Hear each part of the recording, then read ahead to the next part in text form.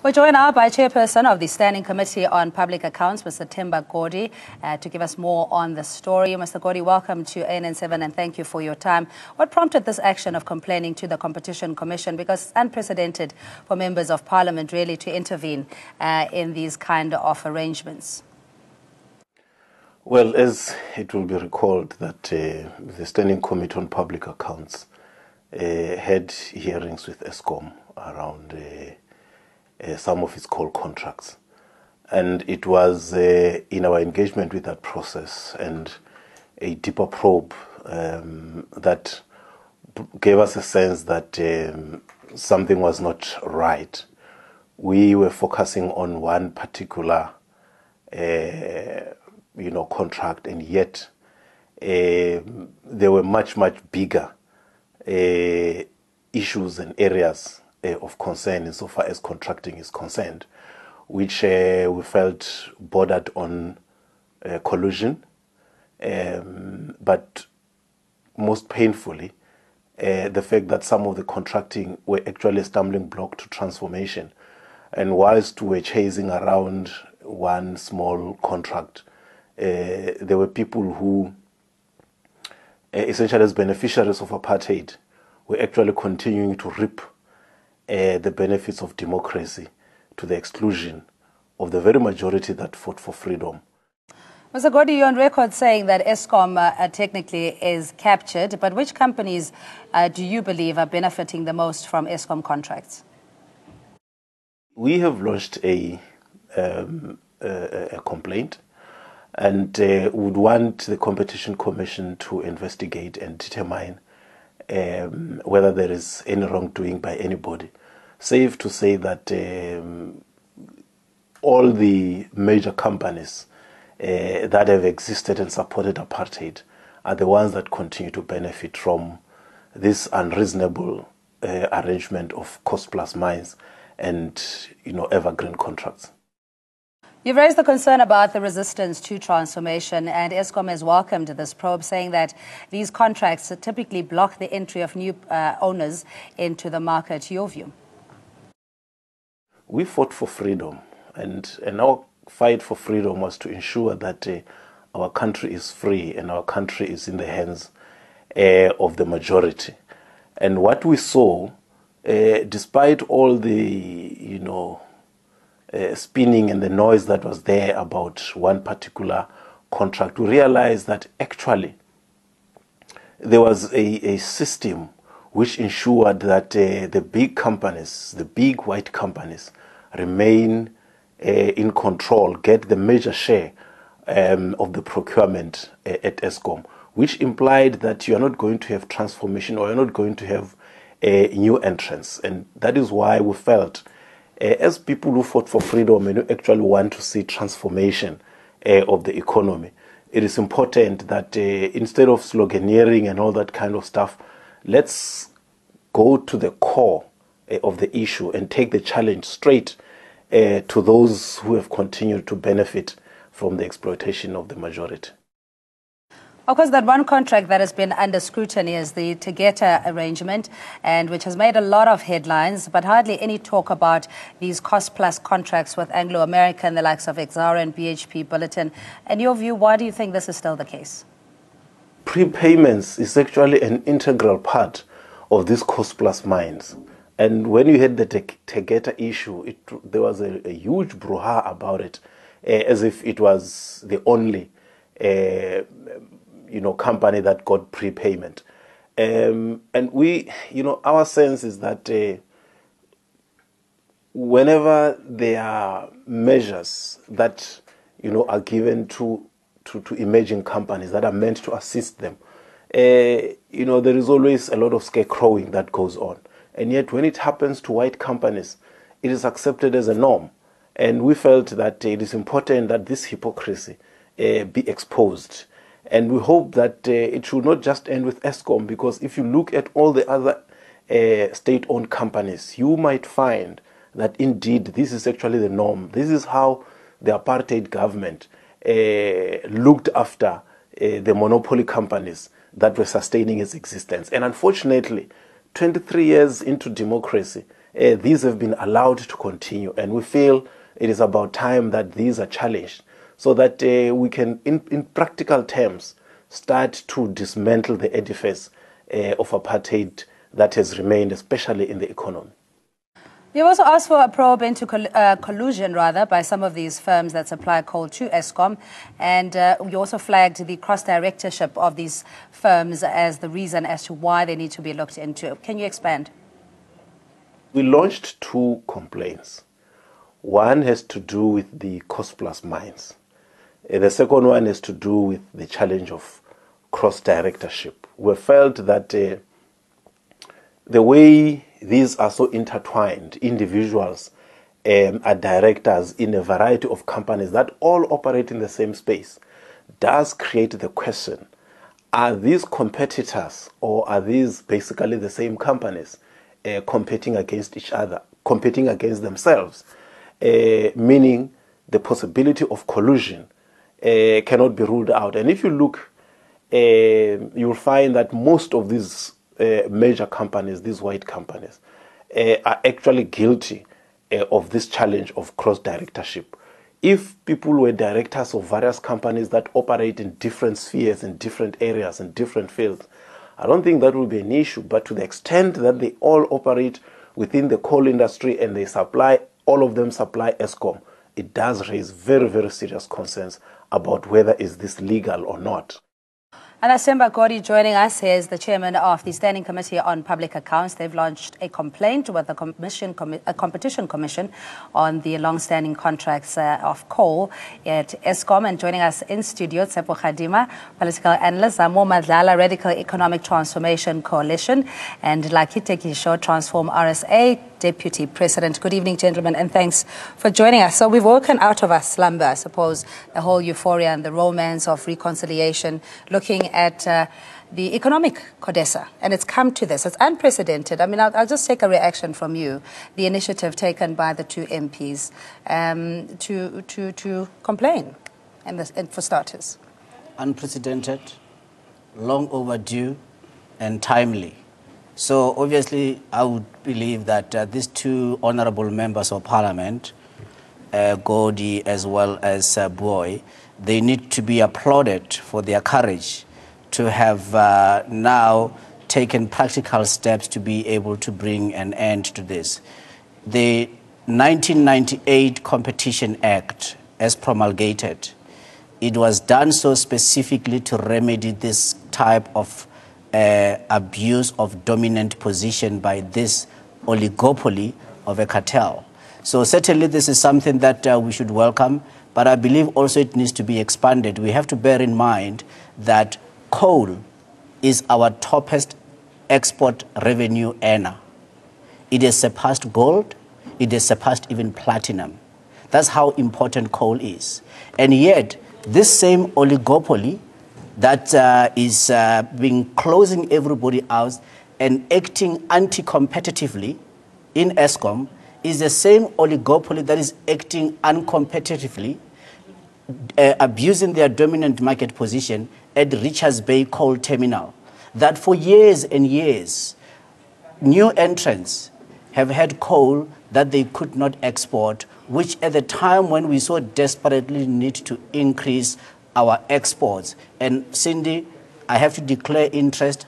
I run one such company which has been a victim of this oligopoly at Richards Bay Coal Terminal, whereby with a $20 million a month contract to export coal, this oligopoly made sure that we could not in any shape or form even export as much as a wheelbarrow through Richards Bay Coal Terminal. So they've been acting anti-competitively, breaking the Competition Act of 1998, because all along they relied on the fact that they were the untouchable. So we should welcome this and hope that this will go beyond just Eskom into other state-owned companies where, again, anti-competitive practices have been going unabated. Yeah, but I mean, how do you dislodge historically entrenched contracts, long-term, 50-plus, almost renewable on the 49th year, kind of contracts that are protected and ring-fenced because, you know, the mold has been set and this is how things have always been done?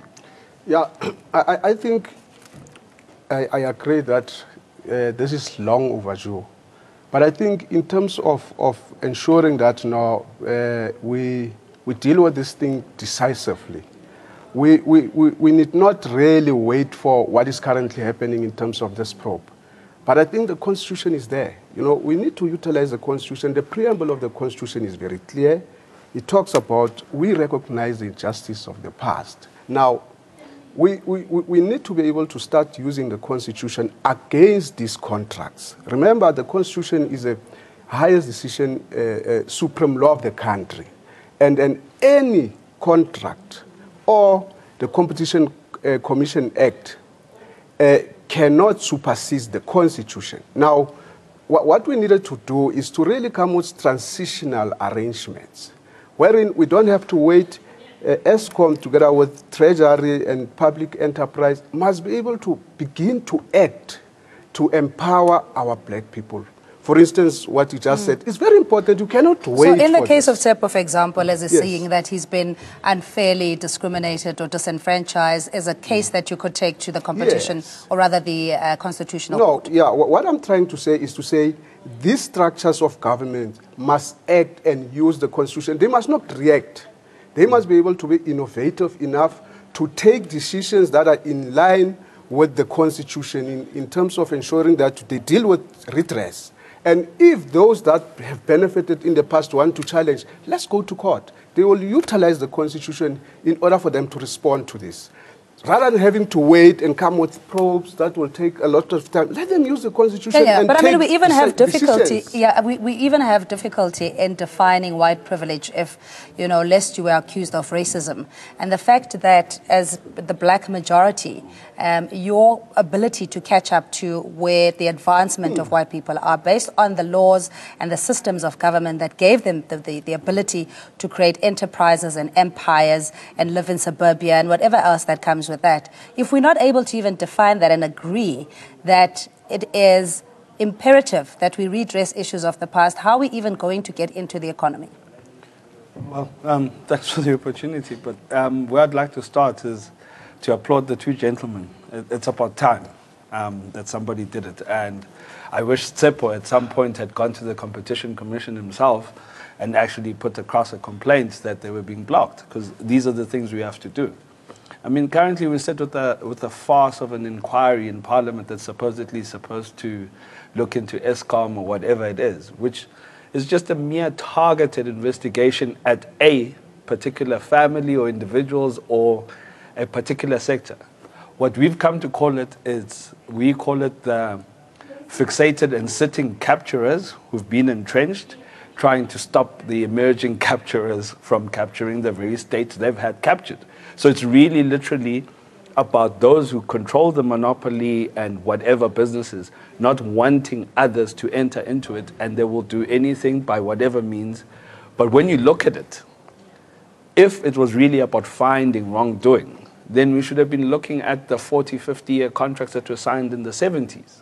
Never mind the ones that have been signed in the 2000s, even up to last year.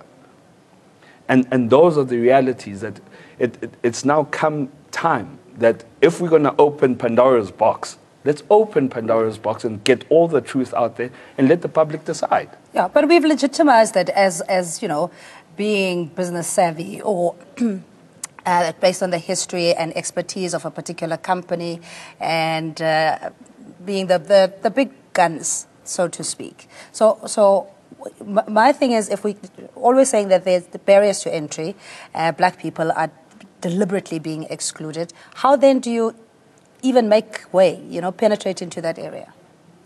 Well, I think first and foremost, in the current environment where we know that margins in the mining sector are very thin and costs are rising daily, there is nothing that can focus the mind of an executive than a fine on 10% of revenue from the Competition Commission. And that is really what is long overdue, because what we've seen a belligerent mining industry through the Chamber of Mines that, in fact, if anything, are so emboldened now, believing that there is absolutely nothing that can happen to them, that their conduct goes on unchecked. And if anything, it is unforgivable that the mining industry, which should have at least gotten to know about the 1998 Competition Act and have started to really act responsibly and had not demanded to have these long-term agreements with Eskom at the exclusion of the majority, understanding that therefore they were using their dominant market position to elbow out others and therefore acting uncompetitively. But they chose not to do such. In fact, if anything, they chose to profiteer. So if, for example, a finding is made over a longer period of time and taking into account their turnover, I think that is what will focus most of these CEOs who are highly paid, and as a result they become belligerent. In my case, I run a company with over 250 black shareholders, ordinary people, and they have been long suffering because of the very same cartel that is the stranglehold on our mining sector. And we have to bear in mind that, by the way, during the unbundling, ownership slightly changed, but effectively the players remained the same. Hence, Mr. Godi is speaking about the cross-directorship of in most of these companies. But certainly, let this be the beginning. I think unless action, decisive action starts to be taken in these instances, and the Minister of Mines needs not to be deterred, he needs to be more decisive, he needs to really push ahead, because if he does not do so, we are now unfortunately traveling in a brakeless bus towards a self-help gorge, and that's anarchy.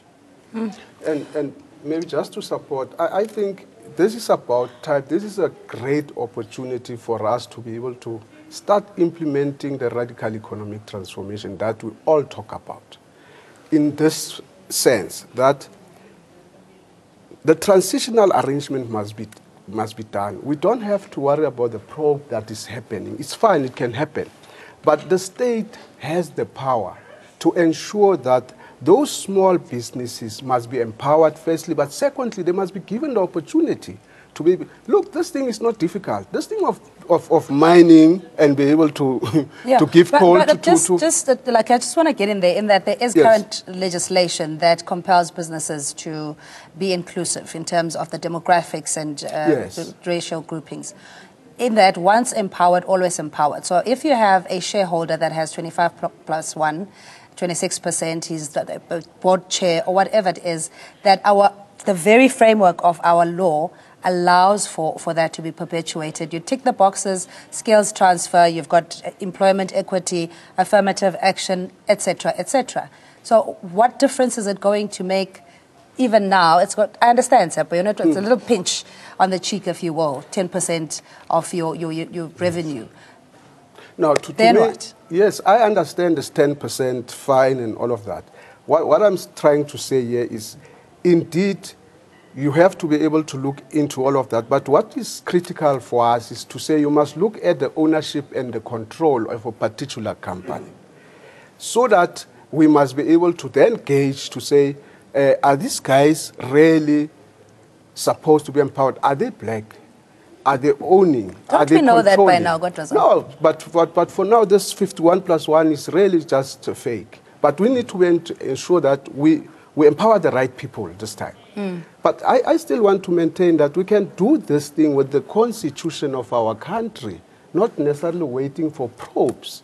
And our people that we have empowered them in government must be able to start acting and empower our people while the probe is continuing. But the over-reliance on government, the sideshows that we have of, constructively so, reflecting on the realities that especially black industrialists or entrepreneurs face, then there needs to be a collaborative effort. We don't see that as black organizations, your BMFs, coming together, BUSAs and what have you, coming together to challenge and expedite the process of transformation.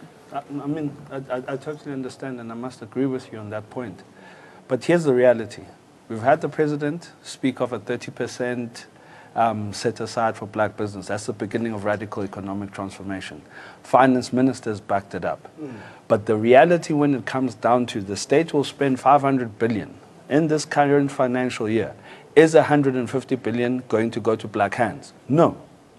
So the issue also, we must also take responsibility. Hence I was saying, Tsepo must have actually gone to the Competition Commission himself and complained and taken it to the hilt. We must fight it. they are not going to open the door and let us in willingly. So if we want the 30% that has been set aside, we must go and take it. And then we must go and demand of the representatives that have spoken of it to execute on those very things that they've set aside and make it happen. The law is there, the law allows it, they can do it. If the PFMA and the triple PFA are the problem, Parliament is ours. We repeal those acts and set them accordingly such that there is such thing as ring fencing, where we say we are going to radically transform the economic sector of this country. Yeah. No apology. All right, just very briefly in closing, what is your next course of action in this situation? Because I'm sure it resonates with many other frustrated entrepreneurs who, just by the conditions in this country. No, I mean, look, in my case, I did everything that could have been done, imaginable under the sun. I was failed by the Minister of Mineral Resources, who has since thankfully been removed. Is no longer in that position. I was failed by the Deputy Director General in the Department of Mineral Resources, who also thankfully has been removed. And of course, the Director General, who himself, has since been removed, but they failed when in fact they had the absolute power and authority to be able to change the situation as it was. Long story short, South Africa lost revenue, export revenues to the tune of $20 million every month. And when you look at our export of coal figures, in the last 10 years, we have remained exactly the same because this oligopoly, they've got other operations outside of South Africa, so they control from South Africa how much can be exported. The Australians have been eating our lunch, breakfast, and dinner in terms of coal exports into China and India. The Indonesians, they have tripled, as well as the Australians. Colombia supplies coal to a far-off country, whereas here in South Africa, because of this oligopoly, they've been stopping us. But our government, this very government, and I challenge them, as I say, those ministers, I did speak to them, and in fact, one of them, it is horrible what she had to say. So, but we're going to have to take this offline. I think that will be another breaking story. Then you something know why that I we didn't need to do anything further. We would have to investigate that. Thank but you. indeed, as always, appreciated to, I guess, Sepo Khadima, political analyst, Zamo Madlala with Radical Economic Transformation Coalition, and Lucky Tekishas with Transform RSA as their deputy president. And you, our most valued panelist. Thanks as always for watching. We take a look at the latest weather update.